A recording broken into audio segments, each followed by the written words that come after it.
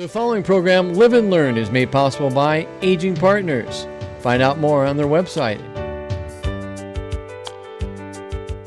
Hi, I'm Leta Powell Drake, and today we have a very special guest with us today, John Keller. He's a professor of photography at not only Ollie, teaching classes at Ollie, but at Doane University. We're going to learn a lot more about photography today. He's also the author of Ask Dr. Photo. There's the guy right there. And his pictures, you've seen his pictures. It's been in the Lincoln Journal-Star. His pictures grace the cover of the Lincoln Journal-Star very, very often. And it's so interesting how you do that. How do you actually, this is John Downey, our wonderful director of the Lincoln Children's Zoo. How do you select the covers that you're going to do? Leta, actually, Mark Swaninger, the editor of Elle magazine, picks most of the covers. Occasionally he'll ask me to pick a cover. The cover that we did a couple of years ago of the yoga in the park, for example, I got together all of the yoga instructors in Lincoln and we did a shoot down there. The Parks and Rec kindly gave me 2 Sundays in a row in case it rained. It looked like it rained there. Ridiculous. But did you shoot the pictures and then he decides which ones he wants to use. Is that correct? He'll generally go with the ones that I edit and send to him. Uh-huh. Okay. All right. Now, being seniors, we know how technology has changed so dramatically. This is my camera. And John is telling me that this camera will no longer be around in less than 2 years. So how are we getting adjusted to all of this fancy stuff, John? Leta, in 1980, I started with this old Nikon film camera. Since then, I've upgraded to a significantly higher tech camera, also by Nikon. But I think for seniors that don't want to do bird photography or don't want to do professional photography, they might go with a cell phone, or they might go with a little interchangeable lens camera. And this particular one will go 90 feet underwater. It'll go through storms, but it's easy to use. It's a point and shoot. You can change lenses, or you can just put it in fully automatic and fire away. Well, how are we going to learn the technology to do these? I mean, you got such fancy stuff here. How do we know? This is a point and shoot. I'll say, oh, smile for the camera. Lincoln's own Ollie program offers wonderful photography classes. And Doane University also. At Doane University. At Doane University. Okay. Well, now, one of the real important things is many of us have old pictures of our family, and we never knew how to preserve them properly, and so some of them are in pretty bad shape. So how do you go about restoring some of these old pictures that are so important to a family? Leta, that's a problem in this age. However, it's never been easier to store old photos. I think those of us that used to have pictures that we kept under our bed in shoe boxes still got those. Know the problem of that, and that's going to be a problem in the digital age also if we don't do something to keep them either on permanent archival CDs or DVDs or backed up on external drives. This is a picture my grandmother took of my father, my grandfather, and my great-grandfather in 1922, and that's the original scan. And if you note down there a little bit out of the frame, it says the 3 doctors. She had prescribed what my father was going to grow up and be, which he did. The restored picture is actually this one. So now we can see the lace, and it was just scanned in on a regular home flatbed scanner, edited a little bit in Photoshop. Well, how did you make it so bright? I increased the contrast a little bit and sharpened it a bit. That's remarkable. Oh, because I know many of us have those old pictures and we don't know what to do with them, and people have passed on, and so to be able to restore them, but we couldn't do it ourselves. Would we take it someplace to get it done? You can take it to any one of a number of places in town, or you can do scanning. We talk about scanning in our Ollie classes, actually. Mm-hmm. I remember reading a very important book, which won a Pulitzer Prize, The Things They Carried. It was about the Vietnam War. And I thought about John in terms of the stuff that he carries. You see his vest. It's loaded with all the technology that he really needs. Would you explain what you've carried, my dear? Well, actually, since I'm going more towards cell phone photography now, I have several lenses that just clip on, and this is, for example, is a small telephoto lens. It's easy to clip on. It magnifies 2 times. You put that on your cell phone? I put that on my cell phone, and this actually, Leta, you had mentioned about your camera. I think this type of photography will replace this type of photography within the next year or two, in my opinion.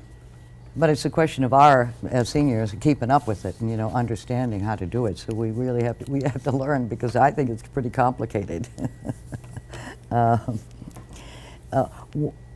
What was most fascinating when he sent me these pictures so that we could take a look at them was he can insert himself into the pictures. So explain to us, we'll take an example of a couple of pictures and tell us how on earth you did that.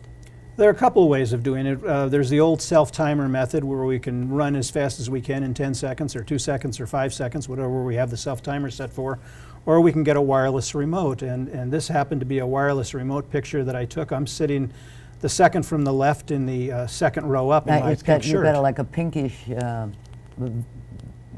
pinkish shirt there and a beard. A beard. And a white beard. Now, okay, you put yourself in that photo. And if you look carefully, you can see on my lap I'm holding a wireless remote, which for us birding photographers is a very nice device because you can hook it up to any kind of camera, from a Nikon D5300 all the way up through a professional camera, almost down to a cell phone, and take a picture up to a quarter of a mile away. Great for selfies, great for birds. Now, I think you have another picture also of you and your wife, where you were actually sitting and talking, and yet she's in the picture with you. This is the one. And this I like to refer to as my toe remote. I put the wireless remote under my big toe, took my shoe off, and took the picture with that. Okay, why don't you tell us about the difference between the cell phones and regular cameras? Cell phones 3 or 4 years ago were basically point-and-shoot cameras. Now they have the same adjustments, with the exception of the lens settings, that any of the big cameras have. So we can do editing on our cell phone. We can do all sorts of edits that we want to make a picture better with. But you need a computer then in order to be able to... It can all be done on the phone, or it can be done on an iPad. As a matter of fact, if we can cut to the iPad here, these are the apps that are on a traditional iPad. There's a wonderful little editing program called Snapseed, which is free. And here's a picture of my studio downtown. This was edited actually right on the iPad. Program's called Snapseed. It's free. 3 years ago it was $30. Now Amazon's bought it and made it free to the public. Very easy to use. You can edit a picture. You can send it to your son in China. You can send it wherever you'd like. My goodness. I'm just in awe. Well, why don't you show us some of the cameras that you have and what they're capable of doing? Okay, this is actually a little point-and-shoot camera. Very easy to use. It doesn't have a viewfinder. For seniors that want an easy-to-use camera, it's got the back LCD screen. It's got a fully automatic setting. If you drop it in water, it won't get damaged. If you take it in the cold, it won't get damaged, and you can change lenses on it. For those of you that want something a little bigger, we've got a fully adjustable camera that's high resolution for people who aspire to be a wedding photographer, a portrait photographer, or a nature photographer. This is probably the way we still want to go. Cell phones still can't do that. And the small point-and-shoot cameras like this still can't do that. The lenses are not quite good enough, and they don't shoot in high enough resolution. We're talking some expense in these cameras, aren't we? I mean, $1,000. He grimaced at that point. Yeah. You know, well, what approximately, some of these big cameras, fancy cameras, what would they cost? Well, with the lens, they can go up to $10,000. Oh dear, oh dear. Or more. You're pretty good at taking wildlife pictures too. Will you tell us about how some of the things that you do in the extraordinary, like where on earth did that bird come from? Actually, this was a bird that was down at Corkscrew Swamp in Florida. I went to visit my mother 2 months ago for her birthday, and we went out and took some pictures of birds. This is a white egret. One of the birds that I've been trying to chase down for 4 years is lovingly referred to as the snake bird, or it's an anhinga. And these birds fully submerge, catch a fish, and come up and dry themselves off after they've eaten the fish. Now, okay, this is the blackbird. This is the anhinga. That's the anhinga. Anhinga. And where'd you shoot that? That's also in Corkscrew Swamp in Florida. Oh, okay. Now, all right. Since we're seniors, what kind of cameras do you recommend for us? I honestly think the cell phone is the way to go. And I say that without any reservation. 4 years ago, when I was asked to teach a cell phone photography class for the Ollie program, I chuckled under my breath. I don't do that anymore. They take beautiful pictures. They're good for capturing pictures of family. They're good for capturing pictures of wildlife if you can get close enough. Mm-hmm. Any particular brand that you recommend? Because I see you have Nikons. Are you all? Well, I'm partial to Nikon for big cameras. I think Apple does a very good job. If you're talking ease of use for seniors, Apple has a nice technology because you can send pictures back and forth between iPads, iPhones, and computers without any great deal of work. Well, what's wrong with my little Canon? I had one just like this before, which I thought took pretty good pictures, but somebody ran over it with their car, so I had to get a new one. And they had said to me at the store that this is not going to be around for very long. No. I think cell phone technology has caught up with that. I mean, as long as it works. Keep it as long as it works. Until it just dies. Yes. The repairs wouldn't be worth it, though, if you have to get it fixed. Oh, really? They're worth more than the camera it costs. Well, we've learned a heck of a lot here. Oh, my goodness, John. I think we all better take your Ollie classes and your Doane University classes. Would love because to have you. it's for seniors, right? It's for seniors. It's for seniors. And so we'll learn what we're doing because we're getting behind the times, I'm afraid. But how delightful that you would come in here and show all this stuff. And have we seen all of your pictures now that we brought along? Well, for residents of Lincoln, there are no finer places than 125 parks in Lincoln City.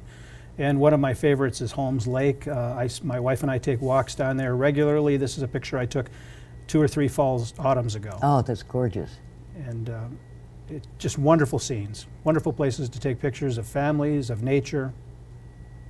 And insert yourself into the picture, standing right by that tree.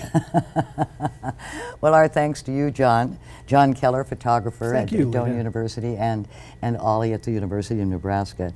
And remember, it's never too late for you to live and learn more about the advancing technology.